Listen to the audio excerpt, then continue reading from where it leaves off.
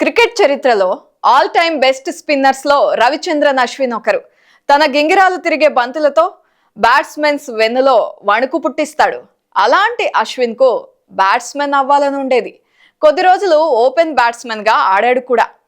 మరి అలాంటి తను ఒక లెజెండరీ బౌలర్ గా ఎలా మారాడు, ఎలా క్రికెట్ లోకి అడుగు పెట్టాడు, 38 ఏళ్లకే ఎందుకు రిటైర్మెంట్ ప్రకటించాడు అనే అంశాలతో పాటు మరిన్ని ఆసక్తికర విషయాలను రవిచంద్రన్ అశ్విన్ రియల్ స్టోరీలో తెలుసుకుందాం.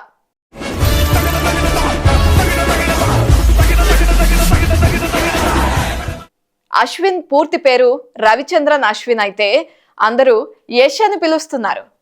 అశ్విన్ 1986 సెప్టెంబర్ 17వ తేదీన చెన్నైలోని మమంబలం అనే ప్రాంతంలో జన్మించాడు. తండ్రి పేరు రవిచంద్రన్ సౌతన్. అయితే రైల్వేలో ఆయన ఒక ఉద్యోగి. అలాగే క్లబ్ తరపున దశాబ్ద కాలం పాటు ఫాస్ట్ బౌలర్ గా ఆడారు కూడా. తల్లి పేరు చిత్ర. అశ్విన్ తండ్రికి క్రికెట్ అంటే చాలా ఇష్టం. ఆ ఇష్టంతోనే ఇంట్లో టీవీ కొని మరీ క్రికెట్ ను మిస్ అవ్వకుండా చూసేవారు. దీంతో అలా చిన్నప్పటి నుండి అశ్విన్ కి క్రికెట్ చూడడం అలవాటుగా మారిపోయింది. క్రికెట్ ఆడడంపై కూడా అశ్విన్ కి ఇంట్రెస్ట్ పెరిగింది. పేరెంట్స్ కూడా అశ్విన్ ను ఎంకరేజ్ చేశారు. అశ్విన్ స్కూలింగ్ పద్మశేషాద్రి బాలభవన్ స్కూల్లో సాగింది. ఓవైపు క్రికెట్ నేర్చుకుంటూనే స్కూల్లో టోర్నమెంట్స్ లో ఆడేవారు. అయితే మొదట ఓపెనింగ్ బ్యాట్స్మెన్ గా రాణించాడు. 14 ఏళ్ల వయసులో క్రికెట్ ఆడుతూ ఉండగా కంటి కింది భాగంలో బాల్ తగలడంతో తీవ్రమైన గాయం అయింది.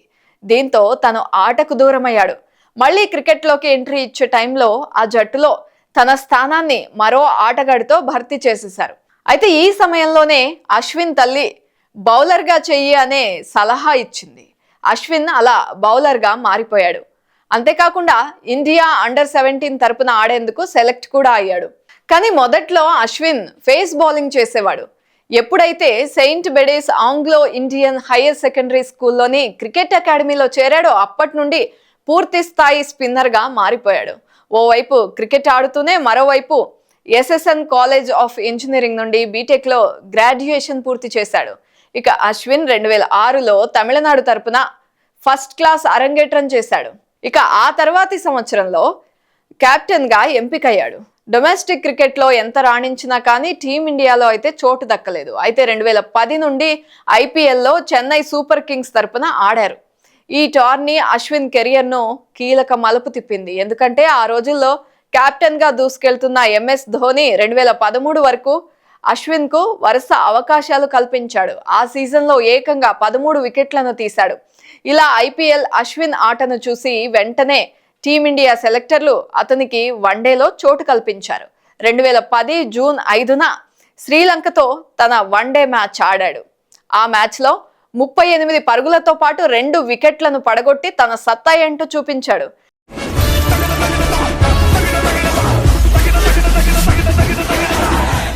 అదే నెలలో జింబాబ్వేపై T20 తొలి మ్యాచ్ ఆడాడు. ఆ మ్యాచ్లో 1 వికెట్ తీసి పర్వాలేదు అనిపించాడు. 2011 నవంబర్ 6న వెస్టిండీస్పై తమ మొదటి టెస్ట్ మ్యాచ్ ఆడాడు. ఈ మ్యాచ్లో అశ్విన్ ఏకంగా 9 వికెట్లను పడగొట్టి తన విశ్వరూపం చూపించాడు. మొదటి మ్యాచ్లోనే మ్యాన్ ఆఫ్ ది మ్యాచ్ను అందుకున్నాడు. దీంతో డెబ్యూ మ్యాచ్లోనే మ్యాన్ ఆఫ్ ది మ్యాచ్ అందుకున్న 3వ ఆటగాడిగా రికార్డును క్రియేట్ చేసుకున్నాడు. ఇక అప్పటి నుండి అశ్విన్ వెనక్కి తిరిగి చూడలేదు. ఇండియాకు ఎన్నో వికెట్లను అందించాడు. ఇక 2013 ఐసీసీ ఫైనల్ మ్యాచ్లో అశ్విన్ వేసిన లాస్ట్ ఓవర్ ఒక ప్రయోగం అయినప్పటికీ అది టీమిండియాకు విజయాన్ని సాధించి పెట్టింది.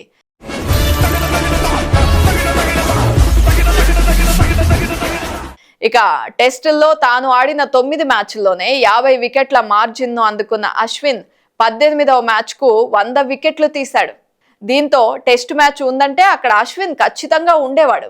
ఇలా అశ్విన్ 45 మ్యాచ్ల్లో 250 వికెట్లు, 54 మ్యాచ్ల్లో 300 వికెట్లను తీసి అప్పటి వరకు టెస్ట్ క్రికెట్లో ఉన్న చాలా రికార్డులను చెరిపేశాడు. దీంతో 2016లో ఐసీసీ అతన్ని క్రికెటర్ ఆఫ్ ది ఇయర్గా ప్రకటించింది. అశ్విన్ తన బౌలింగ్తోనే కాదు బ్యాటింగ్తో ఇండియాకు ఎన్నో విజయాలను అందించాడు. 2022లో జరిగిన T20 ప్రపంచ కప్లో పాకిస్తాన్పై భారత్ విజయం సాధించడంలో అశ్విన్ కీలక పాత్ర పోషించాడు.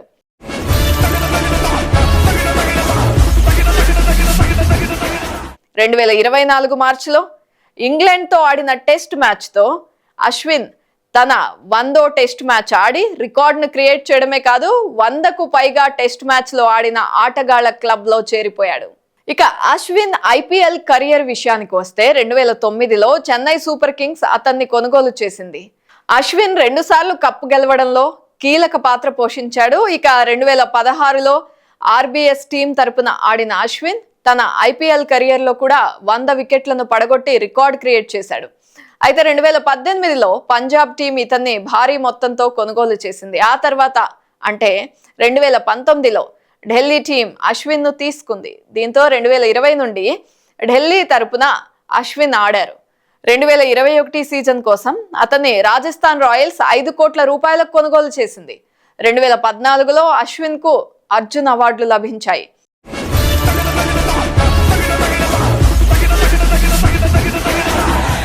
ఇప్పటి వరకు 106 టెస్టులు, 116 వన్డేలు, 65 టీ20 మ్యాచ్లు ఆడారు అశ్విన్. టెస్టుల్లో 537, వన్డే మ్యాచ్ల్లో 156 వికెట్లు తీశాడు. అంతర్జాతీయ క్రికెట్లో 765 వికెట్లు పడగొట్టాడు. ఇలా భారత్ తరపున టెస్టుల్లో అత్యధిక వికెట్లు తీసిన 2వ బౌలర్గా నిలిచాడు. టెస్ట్ మ్యాచ్ల్లో 6 సెంచరీలు, 14 హాఫ్ సెంచరీలు చేశాడు అశ్విన్.